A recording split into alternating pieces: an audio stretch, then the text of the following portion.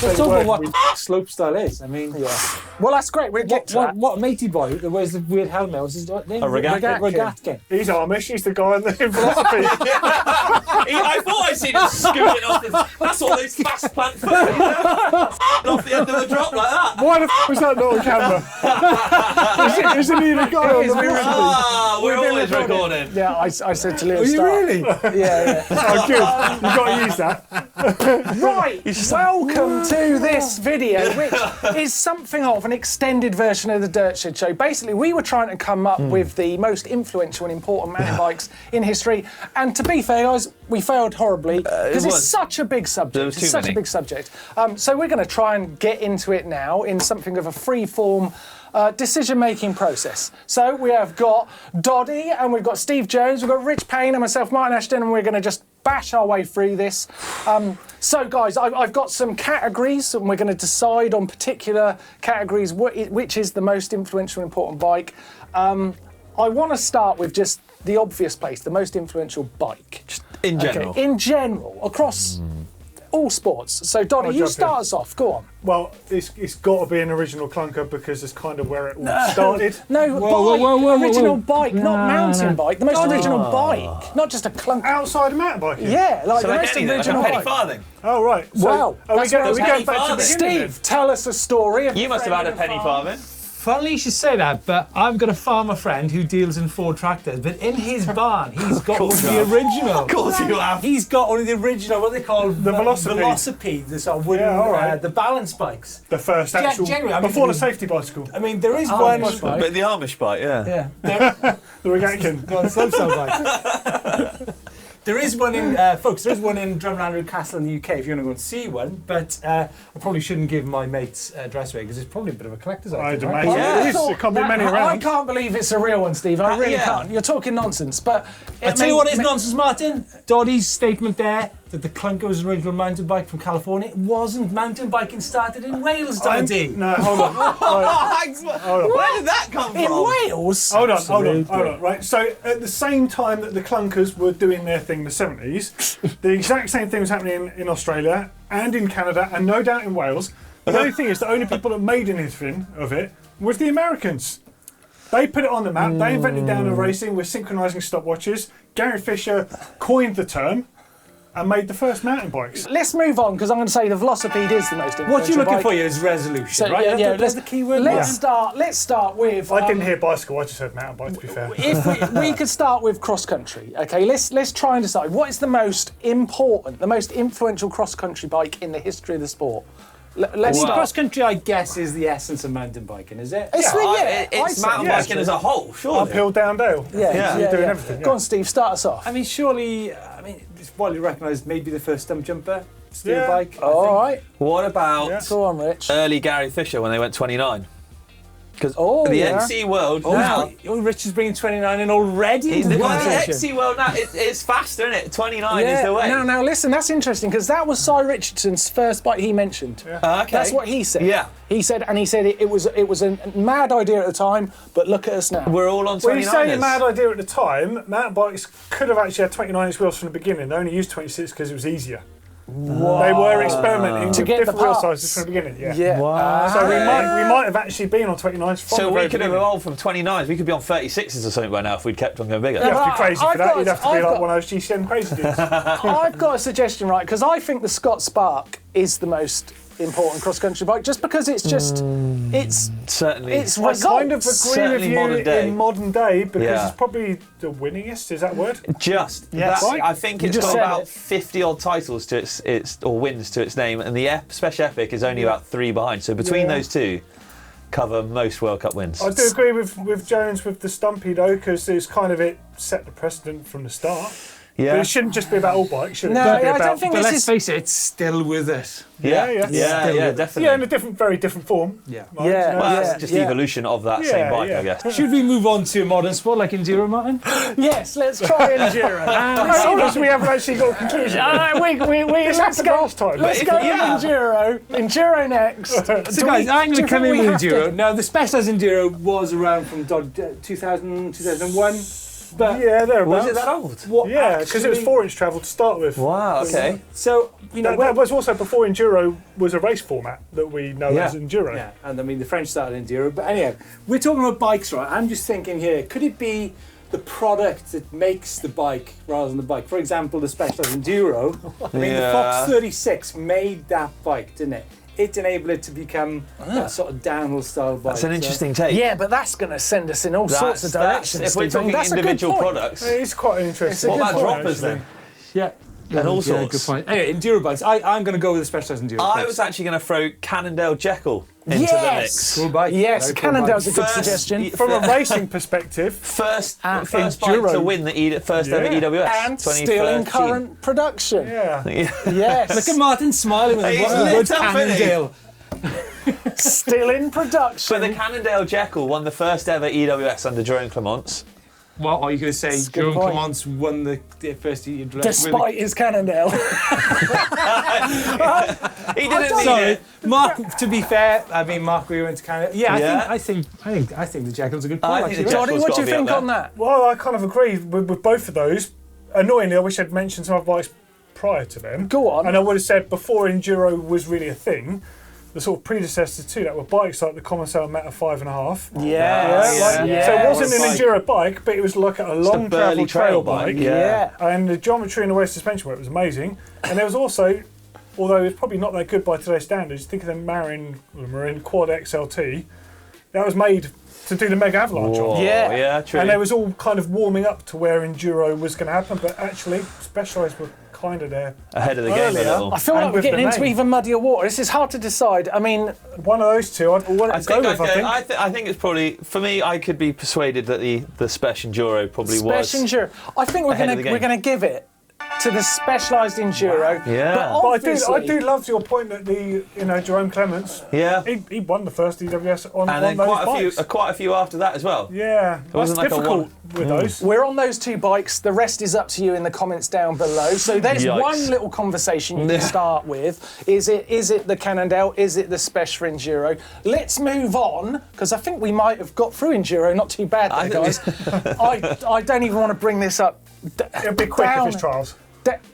We'll get to Whoa. trials. Well, let's do trials. Steve's getting comfy. He's in for the long run now. Look at this. Let's do He's really digging in. I've made this point in the Dirt Shed Show, is that Trials has got lots of amazing riders, and there are some very specific niche bikes that I've been involved with too. But the GT Zaska, okay, is a mountain bike, but was single-handedly abused and used by Hans Ray back in the day, and he brought a lot of people into what essentially mountain bike looked like. 100%. Yeah, I So agree. I'm Well, putting this forward. is a hardtail, by the way, in case people aren't aware. Yes. And arguably, it's the original, and Yes. Yeah. you cannot beat this as a do-it-all hardtail. You can cross-country race it. Chameleon? You could turn it to downhill hardtail. You could jump it. You could trials it. That's Yeah. what I bought mine Chameleon was a newer What about version the of Santa that. Cruz yeah. Chameleon? for. Yeah. The Zaska was the The I suppose Zaska, yeah. right, is, so I'm putting forward, and I believe I'm the expert here, I'm putting the Zaska forward as the most influential trials bike of all time. I know you guys want to say it's the Ashton Justice and the Ashton ET, and maybe the Inspired, but it's not. It's be the honest. GT Zaska. Actually. Right, because I don't feel... Let's look at what is the most influential, most important downhill mountain bike of all time. This can go a lot of ways. I've got a I've got suggestion. one. Yeah, You've got one. Steve's got 20, and Doddy's Got a let's few start. ideas. Let's start with Rich. Okay. Go on. What is it? The Honda RN01. Bollocks. It's Absolute Yeah, bollocks. it's not influential. It's very cool. Oh, I was not expecting One it. of Absolutely rinsed straight One away. of the shortest, highest, but nevertheless most simple bikes. So in many respects, when you look at the first part of the century, right, single Whoa. pivot bikes won most of the World Cup series. So it wasn't a complicated bike. What made it was like, what made that bike? Was it because it looked beautiful? The show was What made it that bike was because it was made by Honda and it was shiny and elusive. It was cool. Wow, I'm getting trashed Caught here, up in the Mark. market. Oh my god! Ever felt like you've bit off more than you could chew? Anyhow. Would you like to leave now? I'm sorry, guys. Honda, oh my god, it's shiny! all right, I like Hey, it! for another topic though, it's probably up there with the coolest bikes of all time. Well, Yeah, for well, sure. Like, it is Unfortunately, unbelievably we're not cool. talking about that today, Rich. So shall I go? Can we? Hang on, let's hear your one. Shall I go? I mean, I think it is without doubt, it's hard to argue about, it's still in production now. It is the Santa Cruz V10. Never heard of it. Never heard of it. It's the No, Santa man, Cruz you V10. can't go saying things like that in this It program. is the Santa you're Cruz talking V10. absolute bollocks. Steve B, Hold on. Greg Minard. I'm going to mediate this a bit because I can agree with you with why you're saying this. It's that bike. Because of people that are riding it and because of how influential it is with people wanting to buy it. Minar also rode a But Honda. the fact is, there's other bikes out there that are way more influential than that. No! Yeah, there is. That's The one 1010 more one. races and The all 1010 was a GT classic. Lobo? It was a I classic think of we've bikes. identified these. What are we talking about We here? get in trouble. We get in trouble. I think I'm with Doddy. I'm with Doddy. The Intense M1. It began in around 1994, 95. Yeah, and when it first came out, it wasn't even a 4-bar either. It was a single pivot. So it moved to 4-bar It was later. adjustable. It Fubar. looked stunning. It was so different. 4-bar. You look at all the people that won on that bike. You got Tomac rode it. Yeah. Who? I just oh my god! Oh no, there's two of us here to fight. Sam Hill rode the bike. Kavarik had one of Yeah. the biggest winning margins 14 ever. seconds on that. Yeah, In his- Phil, he was Phil, also in a your skin mate- suit. And no one even said shit about him wearing a skin suit. Giasson won his first World Cup on Yeah. an M1. Yeah. But for me, I think it's the fact. I mean, Mike, it's linked to your story about the V10. Let's backpedal a bit. Round about, I think it was 2001, 2002, first V10 did, yeah. VPP linkage. Yep. Now, the guys at Santa Cruz actually approached Intense to ask them if they'd form a kind of partnership with them to produce VPP bikes. So that shows the importance of how big the code Intense works, yeah. were on the scene. They were considered to be the people that knew their They were more came to influential at that point as Yeah. a brand. I For think sure. so. So Intense were a bigger downhill force than Santa Cruz at the time. And they kind of used Intense to build that aura about the VPP design. Yeah. But I want to go further forwards than that. You've done it now. 2010. You've done it now. 2010. It's bear, off. bear in mind where we are at the moment. You know, we got everyone's riding 29-inch wheels. Jeff Stieber made a 29-inch wheel VPP 2951. bike, 2951 in Oh, yeah. 2010. Right? Everyone laughed remember at it because of the big wheels. So I think I would Doddy on the M1 as probably the most important. However, Oh no, don't However- Hold I on. would I've got just- a contender as well. Oh. It is an older one. I don't want to just do the retro thing. It's going to be funny. But based on the M1, the fact that was, I want to go to the original version of what that would have been, the Velici. Because this was a frame, it was made by Marzocchi in an Italian factory purely to test forks and shocks on. And Dave Cullen was the first winner of a World Championship title on a full suspension downhill bike by using one of those when he raced for Iron Horse. And off the back of that, probably 10 teams used that same frame, put decals on them, when they didn't have suspension bikes. Yeah. So kind of before, I know it's actually a pretty crap bike and nothing like the N1 or anything else, but it was super influential back then. Wow. Yeah, it's kind of like the true. same argument as the M1, but so it's got I the know, it's Also, just to it should clarify, be out there. The Honda's not getting a look in. okay, can the Honda's junk, man. Can I go down two other it's other beautiful. avenues? Can I go down Beautiful This jump. is good. two other avenues? Now we've kind of agreed that Jeff Steve on the M1 Yeah, I'll give you that. is Yeah. massively important. If you look where downhill is the minute, right? You've got the likes of Piron, Angel Suarez was put up there, Benoit Collonge, right? Yeah. Top 10, top. Funny and name. there's Miriam Nicole. obviously there was Miriam Nicole, and obviously the guy. Camille Balanche. No, what's his name? Deprella. Oh, yeah. Yeah. So basically what we've got there, we've got a big unit of very, very talented riders. And who are they managed by? Oh no. Max Commensal. Oh, Yeah. What happened We're still 20 talking years, about Commissar what happened to 20 years prior? Sun bikes, right? Radical maybe, Plus. so maybe we should talking about it in the same way as the Fox 36 made the Enduro bike. Maybe we should be looking at the fact the likes of Jeff Stieber and Max Commensal are more important in terms of the what they've impacted into the sport, possibly. But I'm going to go one more. This is what I'm worried The about. white You open this one. T2S in 2013 was a £2,500 Yeah. Yeah. bike, that's which a was great An unproven downhill bike. considered Yeah. to be totally unproven. blah, blah, blah, blah, blah. 3 years later, you all know what happened. Yeah. Yeah. What happened? They paid an extortionate amount of money for Gwyn, didn't they? Yeah, we all know, but what did happen? They won the first World Cup of the M Lords. Yeah. That's 3 And years then after. people started buying their bikes as downhill bikes. And to put Yeah. it in perspective, That's you interesting. had downhill bikes at the time which were like £6,000-7,000 Yeah. pounds. Oh, well, hold on. You're missing out the Giant Glory there, because that was a cheap downhill bike as well. Glory, Yeah. for sure. Glory a good bike. is amazing. But what you had was like the £6,000-7,000 downhill bikes, and you had the YT2s, £2,500, Yeah. and it would beat them in the bike tests, and also as to be proven on the World Cup circuit. So I think a very important bike. Yeah, I'm I think talking they're worth a about- mention for sure. Yeah, I thought you were going to go to the V process for a bit there, so I was worried. So, I reckon, where are we at now? On the downhill, you guys are agreeing on the M1. I think we can think say so, the yeah. M1, I think, is a fair shout. Also, I mean, Yeah. I know the Honda was super cool, but the N10-1 was probably the first super cool Yes. bike. And even when you see one now, it looks dated, but it still looks super Yeah. cool. And not that dissimilar to the Honda. Kind of, yeah. Using semi-monocoque. Wait, are we bringing the taking Honda back in now? No. No. Oh, Next. Sorry. oh my God. Right, okay, this one's a tricky one. Slopestyle. Now, Okay. listen, Again? this is another difficult category, I think. Yeah. Like, Doddy, you're going to have to start us off here. Kona Cowan. Oh, Yeah. That's where it started. So Right. John John Cowan, Cowan, the yeah. dirt jumper, he started jumping off bigger things he was making in the woods, which kind of led to the slopestyle thing. yeah, yeah. And they had a bike with a concentric pivot Yep. around the bottom bracket, so we could run at single speed. And then other brands started adopting similar concepts, Yeah, like yeah. Cove and Trek and Yeah. yeah. more. But I think that bike, I think it was only 3-inch travel when it first came out, but that was the first, I think, the first, Yeah, and And they I had think, most influential I one. think a Kona's got to be the brand. Yeah, Because they it had was the whole- so had everyone influential. back Was it then. the Clump Riders? That's Kona right, Clump yeah, Squad, yeah. wasn't it? Yeah. Yeah. And they had like Robbie Bordon and I can't remember anyone else because I don't know any slopestyle riders, but it was all that. They had the Kona Club. Yeah. Some Kona guys. So, That's but, that, some Kona guys. but that bike later, well, I mean, it started life as The the Kona Kona Cowan, Doo-Doo, which yeah. was a slalom bike. Then it morphed into the Cowan when it had that concentric Yeah. pivot.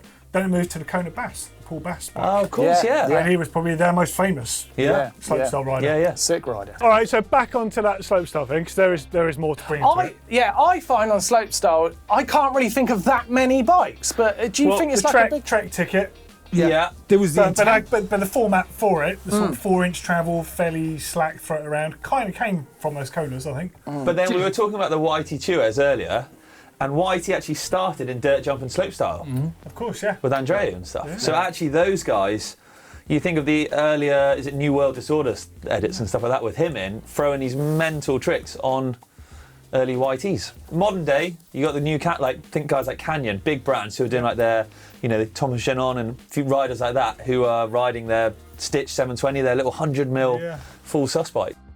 That's a good way to look at Yeah. it. So No, free we're ride's not. still a category? Yeah, because the bikes arguably were different. So when people started calling it freeride, Yes. they would have been fairly long travel bikes. Yes. Let's not put a number on it, but let's say 6 to 8 inch travel or something. Big. Right? Yeah. Yeah. And arguably a lot of that stuff started coming from Canada, where they Yeah. started putting the term freeride 2 stuff. Rocky Mountain, Oh yeah. also up there, Yeah. and they Thomas had like Van der Ham. Slayer, RM7 and the RM9. Yeah. And then also Norco, where they're like Shore and their A-lines and yeah. stuff. Yeah. So all of those brands were kind of sort of vying to try and find what works. And not necessarily any of them were particularly brilliant, but they're all like pushing on, I think, in the early days. What does work? You see these guys, and there's some weird bikes I saw from Rampage. Is Rampage freeride? Yeah, definitely. Yeah. Because Well, it was stupid. except for this year. Yeah. Dirt jump this year, wasn't it? So we talk Rubbish. They talk about higher bottom brackets, steeper head-to angles. 26 is still. We think in the early days, a lot of the freeride stuff was jumping off things. So they wanted a lot of suspension travel. Yeah. And they wanted the bikes built of like scaffolding tubes. And Can I jump? But Sorry. then as Do things you jump changed, off or jump in? Yeah, jump in. but Off though. as all the subcategories happen, like slopestyle, they wanted bikes to be smaller, like dirt Yeah. jumps, but have suspension and everything fragmented a bit. Do you know we see all these categories like cross country, enduro, downhill, blah blah blah. Down country. Do we actually see freeride as a category on brands' websites anymore? Probably not, because it's not. I don't know, you can't quantify it because it's It vague. used to be though, didn't it? Yeah. It did, used to yeah. Yeah. But then- Someone's new freeride. But the whole bike. irony with freeride is freeride was non-competition riding, and you have now the Red Bull Rampage, and you have slopestyle Yeah. and dirt jump competitions. So I think because it's gone like that, you could buy a dirt jump bike because by definition it's a thing. Yep. You could buy a slopestyle bike because it's a thing. You could buy a almost downhill make a bike into a freeride bike now, don't you?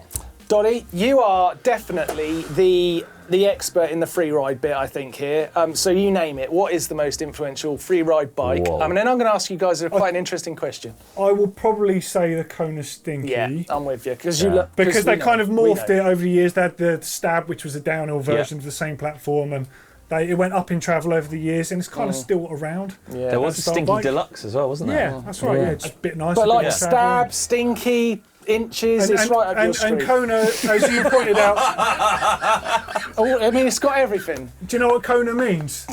You should do. It means.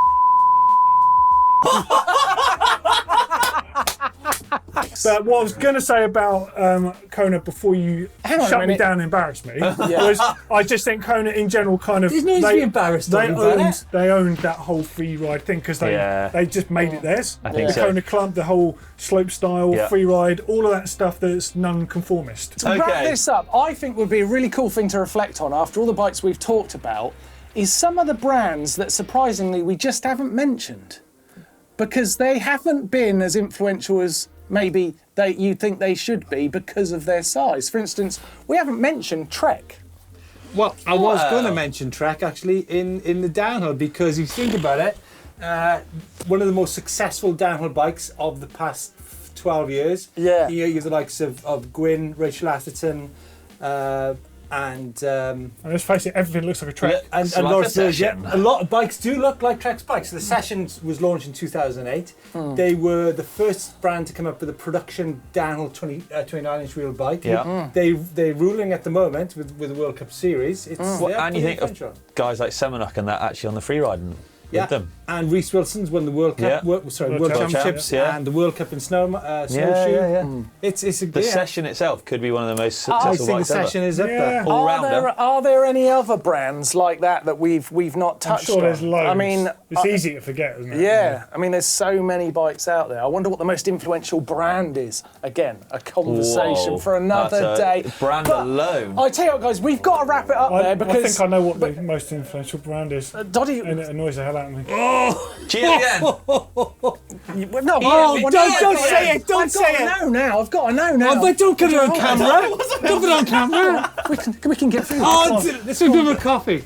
Oh, he's going to say it, isn't he? He's going to say it. Save it for another gonna day. say it. Save it for another no day. way. Tell you what, make sure you love, like, and subscribe to GMBN. Thanks for watching this video. It's been chaos, but deliberately so. Let us know what you think about all of those suggestions in the comment section down below. And I guess we'll probably be doing this again on some other subject. But for now, it's goodbye from us lot. Well, just some noise would be nice. Oh, See you see next ya. Tuesday. Bye then, cheers. Bye.